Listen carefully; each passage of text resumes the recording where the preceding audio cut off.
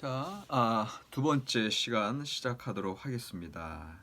그 453쪽 히스기야와 이제 요시야 왕에 대한 이야기가 나오는데, 특별히 이 시기에 그 남왕조 히스기야 왕과 요시야 왕은 이제 우리가 옛날에 이제 구약계로 배울 때 히스기야의 종교개혁, 요시야의 종교개혁해서 이제 배운단 말이에요. 그만큼 이 두 왕이 남유다 왕조에 있어서는 그 이제 지난번에 우리가 봤지만 북이스라엘 같은 경우는 이제 아합 왕 시절에 그 다신론적인 그 혼합주의, 특별히 그 이세벨 여왕에 의해서 들여온 그 바알신 숭배, 아세라신 숭배가 이제 심각한 정도에 있었단 말이죠. 이제 그런 상황 속에서 엘리야와 같은 선지자 통해서 이제 야외 모노티즘 해서 야외 유일신 신앙의 이제 챔피언으로 이제 활약하고 있는데, 근데 이제 그러한 활약 자체가 북이스라엘의 이제 그 순수한 모세계약 정통에 이제 이어받아서 북이스라엘이 이제 하나님의 말씀들을 살아가려고 했으나 결국 이제 멸망하고 마는 결과를 빚었거든요. 근데 그 북이스라엘의 그 멸망 가운데 이제 어떤 일들이 이제 일어나게 되냐 하면은 그 그 새로운 인구가 유입해 들어오는 거죠. 왜냐하면은 여러분도 아시다시피 아시리아 제국이 북이스라엘을 멸망시킨 다음에 그 살던 인구를 바깥으로 제국의 다른 제국으로 이제 가게 하고 제국의 다른 나라들의 백성을 사마리아에 이주시켜서 살게 하잖아요. 이제 다시금 반란이 일어나지 않도록 하기 위해서 그게 아수르 제국의 식민지 정책이었는데 그 당시에 생각해 보세요. 북이스라엘과 남유다가 싸운 이제 나뉘어져 가지고 서로 싸우는 경우도 있었고, 또 아합 왕과 여호사밧 왕 시절에는 이제 사돈까지 맺으면서 정략 결혼으로 이제 같이 지내고 했으나 결국은 남북이라고 하는 경우는 결국 같은 민족이란 말이죠. 그러니까는 북이스라엘 멸망한 다음에 그 인구들이 어딜 갔겠어? 예, 다 남유다 왕국으로 이제 내려오게 되는 거죠. 여기에서 그 히스기야 종교 개혁의 이제 배경이 나타나는데, 그 배경 중에 하나는 뭐냐 하면은 그 남유다 예루살렘의 중심에 다윗 왕조 중심의 데이비딕 티올로지, 그러니까는 다윗 신학 내지는 그 왕정 그 이데올로기가 나단 계약 이후에 다윗 언약 중심으로 이제 남왕조가 이제까지 이루어져 왔다가, 근데 사실은 이제 이 책에서도 얘기하고 있지만 그 남왕조의 왕들이 칭찬받기는 그렇게 북이스라엘 왕조에 비해서 칭찬은 받긴 받아. 그러니까 이제 예를 들어서 뭐 요아스 왕, 이제 요아스 왕 같은 경우도 하나님 보시기에 선히 행했더라 하고, 그 이후의 왕들도 뭐 아마샤도 뭐 선하게 얘기했더라. 그러나 항상 뭐가 붙죠? 산당은 제거하지 아니하였더라. 이제 이런 이야기들이 계속 나오잖아요. 결국 그 소리는 뭐냐면 남유다 자체도 그 다 종교적인 상황들이 있었다라는 거죠. 그러니까 북이스라엘만큼은 아니었을 수도 있겠으나 여전히 이스라엘 자체는 가나안 땅의 후발주자로 들어간 민족이기 때문에 거기서 이제 사사시대 거치고 왕정시대 거쳤으나 그리고 여전히 모세의 계명과 율례대로 나 외에는 다른 신을 두지 말라 그 계명 말씀대로 살려고는 했으나 실제 그들의 종교 모습은, 다시 말하면 역사적 이스라엘은, 역사적 이스라엘의 모습은 그 가나안 종교의 그 다신론적인 그런 예배, 그래서 혼합주의로 갈 수밖에 없었던 북이스라엘뿐만 아니라 남유다도 그런 배경에 있었다는 거죠. 그래서 지금도 그 성지순례를 가시잖아요. 성지순례 가시면 그 당시에 그들의 이제 산당, 말 그대로 하이 플레이스. 그러니까는 당시의 산당이라고 하는 것은 그 이제 이쪽이 산지잖아요. 에브라임 산지, 유다 산지. 그러니까 그런 높은 데에 그 이제 그 제사단 산당들이 있는 거예요. 그곳에 가면은 여러 다른 신들을 섬겼던 증거들이 이제 고고학적 발굴물로도 이제 나타나고 있거든요. 그러니까 그런 면에서 남왕조도 그렇게 크게 야외 유일신 신앙 중심으로 가지는 않았을 상황이란 말이에요. 더군다나 지금 모세 계약 전통은 사실 북이스라엘이 더 강했고 그 북이스라엘 그 선지자 생도들 엘리야와 엘리사 중심으로 이제 야외 모노테이즘이 강하게 나타났고 남유다는 사실은 모세 계약 전통보다는 다윗 언약 전통, 나단 예언자를 통해서 그게 더 강했었던 거거든요, 사실은. 그런데 북이스라엘에서 북이스라엘 멸망하는 그 형제 국가가 대아수르 제국에 의해서 철저히 멸망당한 걸 이제 그들이 목도했는데 그다음에 그 이후에 그 북이스라엘 사람이 내려오면서 그들이 뭘 가지고 내려오느냐? 그 모세 계약 전통. 다시 말하면 그 모세의 어떤 율례와 계명들, 말씀들이 적힌 그런 단편들의 그런 지금 우리의 이제 모세오경 가운데 특별히 이제 레위기, 출애굽기 레위기 내지는 이제 신명기 그런 말씀들의 이제 단편들이 구존으로 내려오다가 이제 기록되었을 거란 말이죠. 그런 기록들이 가지고 내려오는 거예요. 그 기록들을 새롭게 이들이 보게 되는 거죠. 히스기야 왕 시대에. 예. 그래서 이들 같은 경우는 우리가 야훼 하나님의 말씀대로 온전히 살지 못했다라고 하는 그러한 반성이 있는 거죠. 자, 이건 상상력에 의해서 얘기하는 게 아니라 나중에 히스기야 왕 말고 이제 요시야 왕 시절에 성전에서 뭐가 발견돼요? 성전에서 신명기 법전이 발견되잖아요. 성전을 수리하다가. 그래서 이제 요시야의 종교 개혁에 더 박차를 가하게 되는 게 그 신명기 말씀대로 이제 나아가는 거거든요. 예. 그러니까는 그 요시야가 그 요시야 시대 신명기 법전이 발견됐다고 하는 것 자체 그것 때문에 요시야 종교 개혁이 일어난 거는 이제 우리 성경 말씀에 써 있는데 히스기야 왕 시절에는 도대체 어떤 계기로 이 히스기야가 이렇게 종교 개혁이 일어났을까 했을 때 분명히 그러면 그때 요시야 왕 시대 때 그 성전에서 발견된 그 신명기는 어디서 왔어?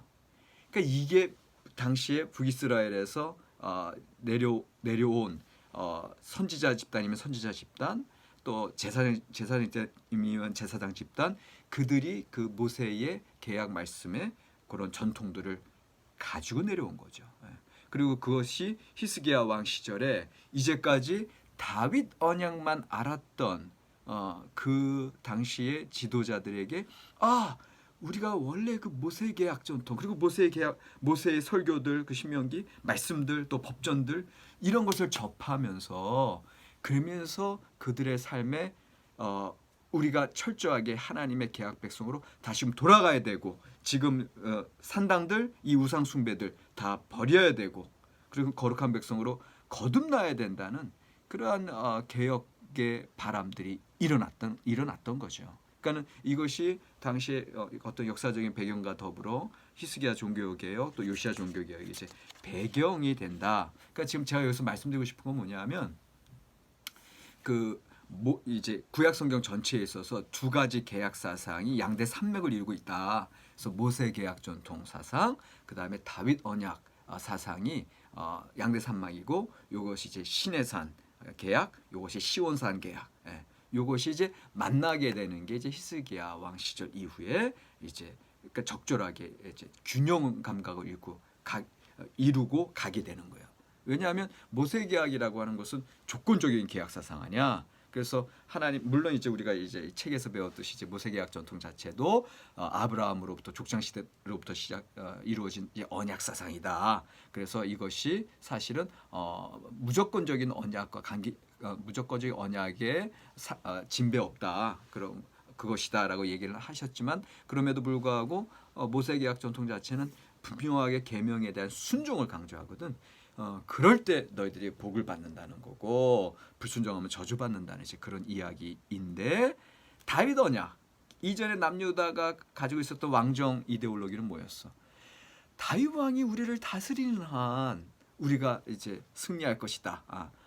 하나님께서 우리 예루살렘을 지켜주시고 인도해 주시고 그래서 이제 남왕조는 그 다윗 언약 사상 때문에 남왕조의 다윗 왕조 다이너스티가 계속 이어질 수 있었던 거예요. 그 다윗 언약 궁정 이데올로기 때문에 그러니까 이거는 이제 무조건적인 언약이거든.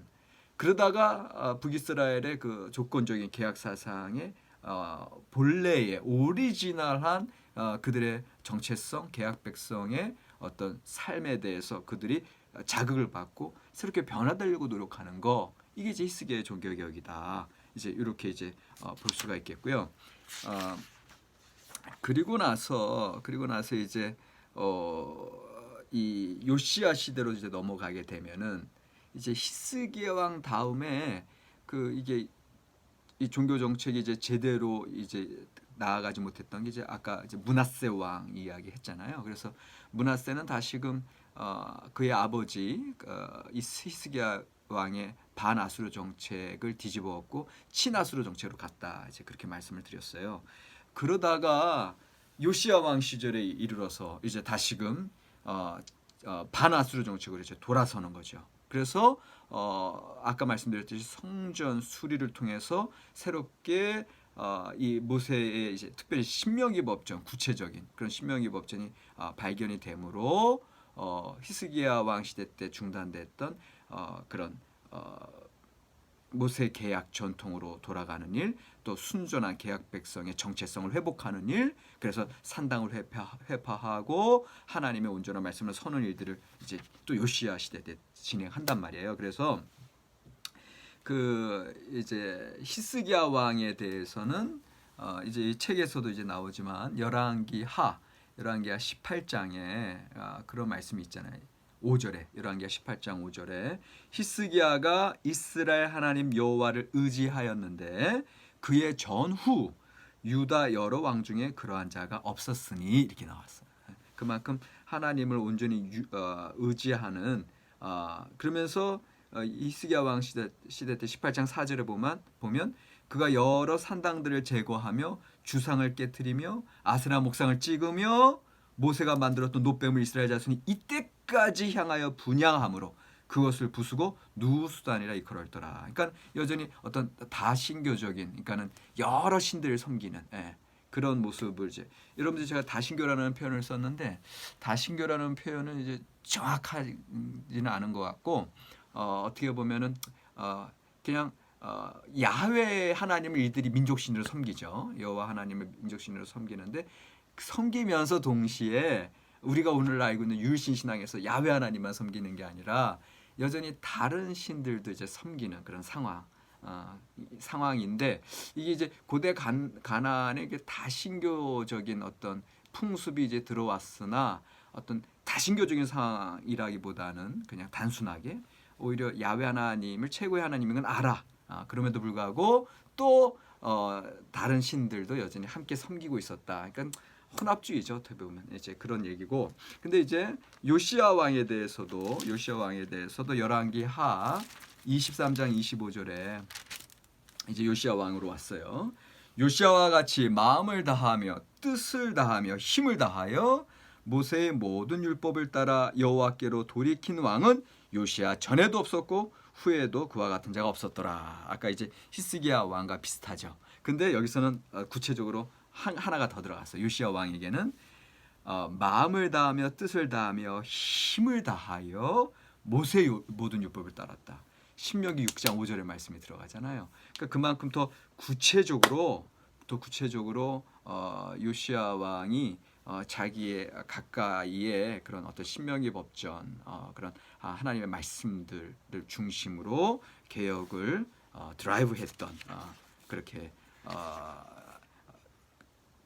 하나님의 백성을 새롭게 거듭나려고 했던 노력들이 있었다라는 건데, 근데 이제 참 문제가 되는 건 아까 이제 첫 시간에 끝날 때 말씀드렸던 것처럼 요시야가 요조라고야 많은 이제 그래서 이 신명기적인 개혁이 남 왕조에게 그치고 말았고, 근데 이제 중요한 건 그 이후에 남왕조도 쇠퇴의 일로에 갔다. 그래서 요시야 왕 이후에 요시야 왕 전사 이후에 불과 한 20여 년 만에 587년에 이제 멸망하고야 마는 이제 그런 일들, 남왕조도 멸망하는 바벨론에 의해서 그런 일들을 당하게 되거든요. 456쪽 보세요. 456쪽에 보면은 여기 이제 요시야의 종교 개혁이 이제 요시야의 개혁이 456쪽에 중간 단락 시작되는데 보면 역대기에서 요시야의 개혁은 열왕기와 다르게 묘사된다. 아마도 중요한 차이점은 시작점에 있다 그래서 그 요시야의 이제 기록이 이제 열왕기와 역대기가 이제 다른 걸 얘기하고 있는데, 근데 이제 여기에 있어서 이게 그 이야기는 이제 우리 교재에서 안 하고 있어요. 무슨 얘기를 안 하고 있냐면은 요시야의 죽음에 대해서 사실 열왕기서의 기록과 역대기 기록이 극명한 차이가 있어요. 그러니까는 같은 역사적 사건인데 우리가 이제까지 이제 열왕기와 역대기, 그러니까는 신명기 역사가와 그다음에 역대기 역사가들의 이제 다른 관점들을 이제 봐왔는데, 그 관점이 극명하게 나뉘는 것 중에 하나가 요시야의 죽음에 대한 평가야. 근데 이 요시야의 죽음에 대해서 신명기 역사가는 왜 의로운 왕이 갑자기 죽을 수밖에 없었는가 얘기할 때 열왕기하 23장 26절에 므낫세의 죄악이 너무나 커서 그래서 므낫세의 죄악이 이미 중다해서 하나님이 그때 이 남왕조를 그 남유다를 멸망시키려고 하신 그 마음이 나중에 이제 그 므낫세 다음에 요시야가 이렇게 종교 개혁을 단행했음에도 불구하고 그 이미 결정된 남유다의 멸망의 운명을 바꿀 수는 없었다. 결국은 이건 무슨 소리냐면 신명기 역사가들, 이 열왕기서의 저작 배경에 있는 신명기 역사가들의 인과응보적인 사상. 그러니까 결국은 너희가 하나님의 말씀 순종하면 축복인데 불순종하면 저주다, 심판이다라고 했던 그 말씀을 그대로 이제 적용하는 거죠. 그래서 요시야가 이제 노력은 했으나 이미 히스기야의 그 죄악이 중다해서 심판받을 수밖에 없다. 결국 모세의 그 계약 신학의 그 말씀대로 그렇게 예언의 말씀이 성취될 수밖에 없었다. 이렇게 이제 얘기하는 거고요. 반면에 역대기에서는요 어떻게 나오는지 아세요? 역대하 35장 22절에 바로 왕 느고의 입에 하나님께서 말씀을 주셔가지고 이제 비어라, 하나님의 뜻에 의해서 지금 애국 군사들이 이제 저쪽 메소포타미아 쪽으로 출정하니까 길을 열어야 되는데 요시야 왕이 그 하나님의 음성을 듣지 않았다는 거죠. 그렇게 해석을 달리해. 그래서 결국은 이제 요시야 왕이 이렇게 죽을 수밖에 없었다 했을 때 여기서 적용되는 또 메시지는 뭐냐면 참 신기해요. 이 역대기 역사가들은 더 큰 역사적인 섭리를 보는 거야.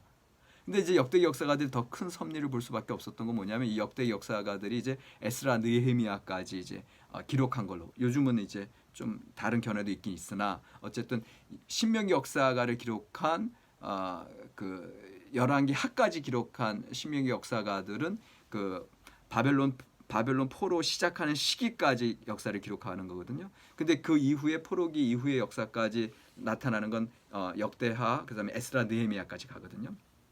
그러니까 이들은 그 페르시아 시대의 어떤 세계관까지 섭렵을 하게 되는 거고, 페르시아 시대까지 갔다고 하는 건 포로기를 거쳤다는 거죠.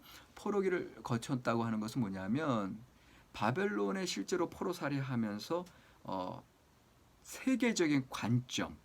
그래서 우리가 지금까지는 그냥 팔레스틴에서 북이스라엘 남유다, 그다음에 아람, 이쪽 두로 시돈, 뭐 암몬 모압 에돔, 블레셋 뭐 이런 정도의 세계라고 했을 때는 그런 정도의 관점에 머물러 있었다면, 팔레스틴 역사의 관점에 머물러 있었다면 포로기 시대 때는 이쪽 바벨론을 끌려오고 당시의 세계 대제국의 그런 놀라운 그 문명들을 보는 거거든요. 그래가지고 그 세대 7대 불가사의 그 바벨론의 이제 공중 정원도 보고 이런 마치 강원도 산골에 있던 사람이 갑자기 뉴욕 맨하탄에서 그 엠파이어 스테이트 빌딩 보는 그런 느낌들. 그러니까는 결국은 우리가 믿고 있던 하나님이 단지 우리 민족만, 우리 팔레스틴만의 하나님이 아니라 이 온 세계 이런 큰 열방들까지 다스리시는 하나님이구나라는 관점이 들어온 거죠. 그러니까 그런 관점이 역대 역사가들에게도 이제 드러나면서 역대 역사가들에게는 이제 어떤 민족주의적인 관점보다 지난번에 말씀드린 것처럼 어떤 시온의 이제 예배, 신정 체제, 예배 중심의 신학, 그 다음에 그 다윗 왕정의 이제 어떤 미래에 대한 그런 시각들이 있으면서 큰 역사적인 섭리를 보는 거죠. 그러니까 그런 면에서 이 역대기 역사서에서는 요시야가 그런 전체적인 세계적인 역사를 이제 다스리시는 하나님의 섭리를 읽지 못했다. 이제 이렇게 끝나고 있거든요. 그러니까는 참 역대기 역사가들의 관점이 그렇게 좀 더 큰 관점으로 이제 발전하고 있다라고 하는 거, 이제 이런 것들도 이제 우리가 이제 여기서 이제 볼 수가 있는 거고요. 자, 457쪽에 보시면 이제 이 신명기가 갑자기 나와 있는데 이 신명기 형성 과정을 말씀드리는 거고, 아까 히스기야와 요시야의 종교개혁에서 히스기야 시대 때도 그 어떤 북이스라엘로부터 유입 인구가 뭔가 이제 모세의 말씀들을 이제 어떤 단편들이죠. 그런 모세의 계약 전통들 들어왔고, 그것이 어느 정도 발전하면서 신명기 법전이 이제 어쨌거나 요시야 시대 때 이제 그 성전 깊숙이에서 발견이 되는 거고, 그러니까 이것이 지금 여기 보시면 457쪽에 보시면 밑에서 하나, 둘, 셋, 넷, 다섯, 여섯 번째 줄에 소위 신명기 법전이 시작되기 이전에 이렇게 나오죠.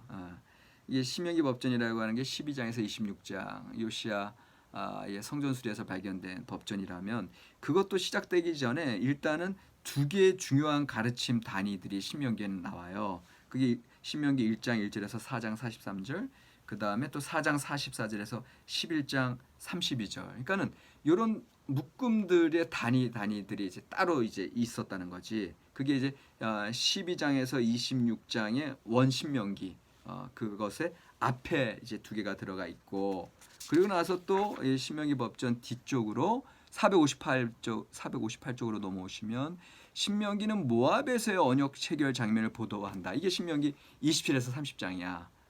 그런 다음 모세는 죽고 이스라엘은 가나안에 들어갈 준비를 한다. 그래서 끝에 이제 후기까지 신명기 34장까지 이어지는 이것들이 합쳐서 지금 신명기 전체가 됐다고 하는 그런 형성 과정을 이제 보여주면서 이 신명기 법전 그 한가운데 들어가 있는 12장에서 26장이 요시야 개혁의 근간이 되었다. 458쪽 네 번째 줄. 근데 그렇게 보게 되는 이유는 뭐냐면 그 율법 책의 그 내용 12장에서 26장의 내용이 요시야 시대 때 종교 개혁했던 내용이랑 똑같단 말이야. 그러니까는 여기 보면은 그 다음 줄에 보면은 신명기는 유일한 장소에서 유일하신 하나님을 섬겨야 한다고 주장한다. 이 첫 번째. 이게 원신명기에 들어와 있고 실제로 이 말씀대로 요시야의 종교 개혁이 단행이 되고요. 그 다음에 다음 줄에 보면 요시야가 파괴했던 것들의 대부분이 거명된다. 그 신명기 법전에는 우상의 제사장들, 아세라, 미동들의 성적 의식, 산당, 그리고 무덤들, 이런 것들이 쫙 나오죠. 그 다음에 다음 줄에 가면 신명기는 의례적인 문제 그 이상의 것들도 다루고 있다. 실제로 신명기의 신학적 특징은 그것의 포괄적인 내용에 있다 해서 그런 다른 내용들까지 들어와 있습니다. 그래서 결국 이 신명기가 이스라엘 백성들에게 주는 의미는 458쪽 맨 밑에 줄에 보시면 그들은 삶과 죽음을 선택할 수 있었다. 결국은 어떤 신명기적 계약 사상 자체는 하나님의 백성으로 사느냐, 그래서 말씀에 순종하고 사느냐, 아니면 하나님의 백성이 아니라 이웃 이방의 문화에 물들어서 불순종하고 사느냐, 거기에 따라서 생명과 죽음이 이제 결정되는 이런 조건적인 사항들 459쪽에 그래서 이제 신명기 역사가들에게 있어서는 그런 어떤 조건적인 계약 사상이 이제 강조될 수밖에 없었고, 근데 이제 보세요. 459쪽에 이런 조건적인 사항들이 건조한 율법주의 종교라는 인상을 준다. 그러나 이러한 인상이 잘못된 것이라는 사실은 다음의 본문을 통해 분명히 드러난다. 이게 신명기 6장 5절에서 7절 말씀이 되겠습니다. 우리가 맨 처음 구약 성서 신학 시작하면서 우리가 이제 묵상했던 말씀이죠. 신명기 6장 5절의 말씀. 너는 마음을 다하고 뜻을 다하고 힘을 다하여 내 하나님 여호와를 사랑하라. 오늘 내가 내게 명령하는 이 말씀 너는 마음에 새기고 내 자녀에게 부지런히 가르치며 이제 7절까지 가면 집에 앉았을 때든지 길을 갈 때든지 누워 있을 때든지 일어날 때든지 이 말씀을 강론할 것이며, 여기에 언약 관계가 드러나는 바는 마음의 종교 이렇게 나와야죠. 왜 마음의 종교야? 너는 마음을 다하고 해서 마음 나오지. 그 다음에 이 말씀을 마음에 새기고. 그러니까 결국 신명기의 말씀은 이제 마음에 새기는 여호와의 말씀인 거고. 근데 이제 여기서 그 마음의 종교 플러스 그 다음에 이것을 자녀에게 가르쳐라. 가정 공동체. 그 다음에 길을 갈 때든지 누워 있을 때든지 일어날 때든지 이 말씀을 강론하다 해서 어떤 사회생활에서 사회 공동체, 결국은 마음의 종교와 공동체의 종교라는 거죠. 신명기에서 강조하는 게. 그래서 간단히 말해 이것을 종합적으로 전인적인 종교다. 그러니까 결국은 신명기의 그 계약 사상 자체가 얼핏 조건적이다. 그래서 율법주의로 가기 쉬워. 근데 그런 율법주의로 가는 종교가 아니라니까. 원래 처음 시작부터 마음의 종교요. 그 다음에 삶에 드러나야 되는, 길을 갈 때든지 집에 있을 때든지 그 말씀대로 살아가는. 그러니까 그 마음에 이제 들어온 그 하나님의 말씀이 삶 속에서 공동체의 생활 속에서 일어나는 거죠. 그러니까 결국 전인적인 종교다. 더 나아가 신명기를 기록한 사람들은 이스라엘을 언약 관계 안에서 살아갈 수 있는 존재로 이해했다. 그래서 또 두 줄 내려오면 그리고 언약의 맥락에서 그러한 관계성은 이스라엘에게 특별한 책임을 부과한다. 언약적 삶의 구조. 그러니까 결국은 이 신명기 중심의 하나님의 말씀 계약 사상이 이스라엘의 그 모세 계약 전통 그리고 그 이전에 아브라함의 언약 전통까지 쫙 이어져 와서 이스라엘 백성들에게는 그것이 삶의 구조화가 되고 체질화가 되고 말씀이 육신이 되는 어떤 예수 그리스도의 성식 사건처럼 이 말씀대로 살아야 되는 그런 것들을 이들이 삶 속에서 그를 드러냈어야 했다라는 거죠. 거기에다가 이제 한 가지 덧붙여서 그 다음 단락이 오늘이라는 단어. 그러니까 신명기에는 오늘 하요마제 오늘 this day 이거 today 이게 강조되는 거거든요. 이 오늘이라는 단어가 특별히 두드러지게 등장하는데 하나 둘 셋 네 번째 줄에 들어오면 그 말씀들은 오늘 그들에게 직접적으로 연관된다. 옛날에 조상들에게 주신 말씀으로 끝나는 게 아니야. 옛날에 유월절 그 장자들이 애굽의 죽음 우리는 어린 양의 피로 넘어가서 구원받는 그 경험들이 옛날 경험으로 끝나는 게 아니라 조상들만 경험한 게 아니라 오늘 우리에게도 여전히 해당된다고 하는 하나 이제 460쪽에 넘어가면 하나 둘 셋 네 번째 줄 이러한 현시대적 역동성 요게 여전히 현시대적 역동성으로 강조가 되면서 현재화가 되면서 히스기야와 요시야 시대의 개혁의 근거가 됐고 그 이 말씀을 받아들이는 오늘 우리에게 있어서도 이 종교개혁의 정신 그다음에 언약적 삶의 구조가 여전히 오늘날에도 이제 이어져 가야 된다고 하는 거.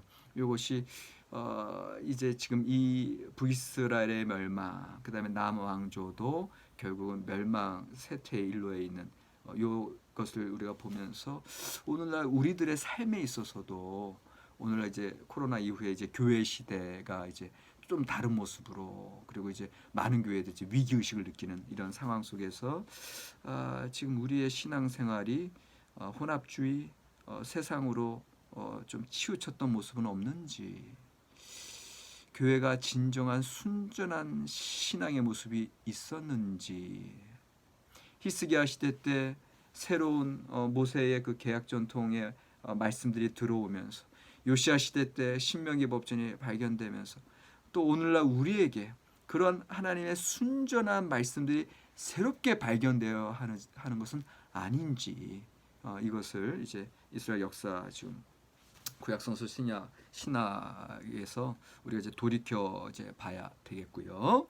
그래서 이제 좀 이제 쉬시고 주전 8세기 7세기 예언 문화. 그러니까 이제 이 예언자들의 음성을 통해서 오늘 우리가 갈 길을 또 한번 찾아보는 게 중요하지 않을까 이렇게 생각을 합니다.